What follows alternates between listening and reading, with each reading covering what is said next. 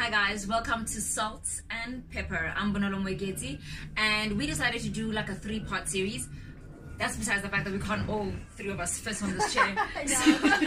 So we decided, okay, so you could ask the first part and then you could ask, yes, then you could like, you know, do the third part of it.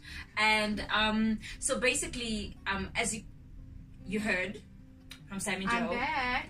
Well, you didn't leave. I'm adding the spice. You're adding the spice. You know, we're laughing right now, but I think this is what happens when women come together and you share your journey and your stories, and then you kind of realize, like, oh my word, like they're so different, but they're so together, right? Because of the only difference here is I didn't sleep on the street.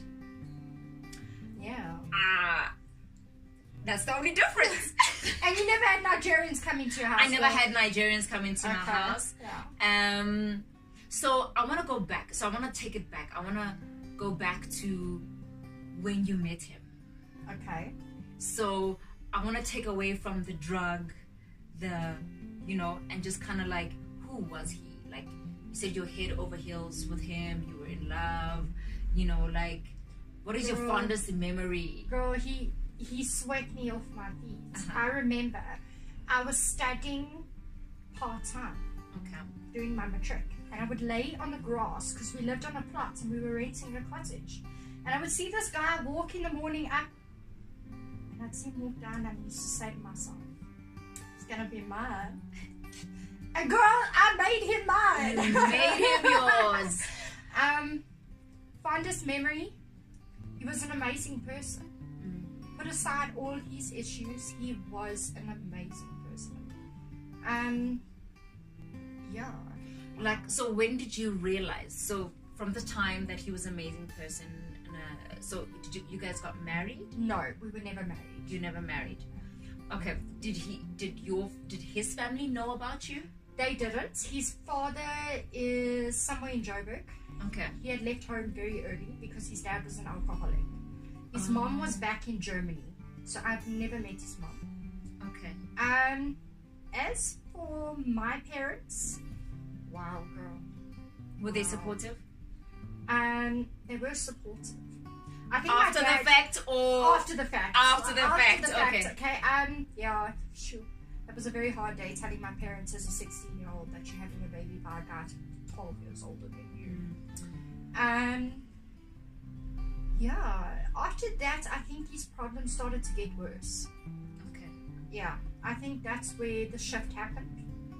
Did you, look, as women, we have that intuition, that gut feeling. Yeah. So, did you ever at any point, because I feel like a lot of the times, the universe or God or whoever you believe in gives us a hint or a sign or something, and you choose whether you're gonna go with it or not. Yeah, right? There was the signs. There was signs. What type of signs? Okay, the first one I can remember, he was having a drink or two. Can't remember. We got into a bit of an altercation. Okay. Me and him, and he slapped me. Okay. And at that point, I should have realized something isn't right. Like, girl, I thought it was me. You know what I'm saying? I thought, one slap. Look, he was never physically abusive. That is physical abuse, though. Once. No, okay, wait, girl, wait. Twice. Twice. He was more of a mental and an emotional abuser. So so this is what I always say, right? The abuse, by the time it gets to the slap, the psychological and the mental has already taken place, and now it literally just becomes it takes a different shape. Yeah. Right? Because now you have the bruise to show for it. You have, you know, the scar to show for it. But the day that he hit you is the day that he knew that he had you. True. If that makes any sense. It makes perfect sense. Yeah, yeah. Especially because you didn't say, like, why did you do that? Yeah. You kind of kept quiet, right? You were just in shock. You were in shock, yeah. Maybe it was my fault. Did I do something wrong? Yeah. Yeah. So it all just, now that I think back with it. So I was naive. You were 16. Exactly. You're allowed to be naive. Okay, exactly. You're allowed to be naive. So I'm thinking about it, and I'm looking at it, I'm thinking about your kids. So 16 and 13. Correct. And they don't know their paternal parents, paternal family. No, they don't. They only know me. They know my dad. They know my mother. Okay. That's it. Your dad, no. No, my dad, they know. Okay, so they know your maternal. Yeah, yeah. He kind of played when their dad disappeared. Like I said previously, I found out I was pregnant and I had moved in with my dad. So throughout the years, my dad kind of played that fatherly figure to the best he could. Do you know what I'm saying? Not that I'm saying the children didn't, in the back of their minds, think, where's their dad or whatever. But they at least had some form of a man in their life. During your conversation with Leslie, you were talking about Nigerians, you're talking about, even at the beginning, you're talking about sleeping in Hillbrow and all that stuff, and all because of love. All because of love. So, or just because I was naive, I don't know. So, I want to ask, like, what is your one regret, if you have any, right? Okay. What is your one regret that you wish you could kind of like just twist it around and be like, had I just at that moment when I got that intuition or not, chose differently? Okay, I think if there was one thing, look, I don't normally regret anything because it's made me who I am today. But if there was the one thing I would change, it would have been the night I should have decided to stay in my house, in a warm, secure environment with my dad and everybody who supported and loved me. And I chose to go to the street with this man because of love and because of promises. Okay, so he was MTN credit, like he was proper. He was proper, girl. He was proper. So you gave up all of that for someone who eventually left. I know, right? How does that make you feel? Because, yeah, at first it kind of killed me. How stupid am I to allow somebody to do this to me? But then I look at it, maybe God chose for me to have this path. Yeah. You know what I'm saying? God knew greater than I did. Because I strongly believe if I never had fallen pregnant with my kids at a very young age, and he had never come into my life, girl, I would have probably been worse than him. Do you think so? I think so. I don't think, girl. Did you ever like do drugs with him? No, not with him. Okay. Not with him. Okay. Yeah. Take me back to the Nigerian story. Tell me the Nigerian story. Okay, so he had been gone on one of his binges for about 2 weeks. It was over the Christmas period. And I kind of knew, you know, something is just not kosher. And I came home that day from shopping. My son was in the pram. And there was a bakkie parked outside my house. And at this stage, he wasn't working. I was paying the rent. I was buying food. I was clothing him, doing everything. Okay. And girl, I walked in, there were 4 Nigerians in my house. And they looked at me. They said to me, either you and your child or the stuff in the house, because he's run up the tab with us. I didn't even think. I just grabbed the pram, reversed out the door, and went back to work and had a drink. I had come home 2 hours later. He had gone back with the Nigerians to smoke it up again and taken everything inside my house. And you had to start from scratch? I had to start from scratch. Did they at least leave some nappies? Girl. No, they probably took those if I They remember. probably took the nappies as well, like somebody needs these. Exactly, my wife might need them, yeah? Oh my word. That is hectic.